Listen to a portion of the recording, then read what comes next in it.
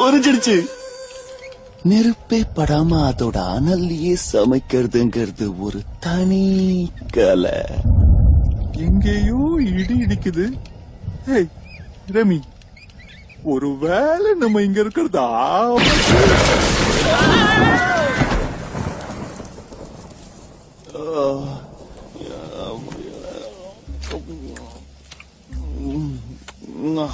ஓ, நீ இத டேஸ்ட் பண்ணி பாரு.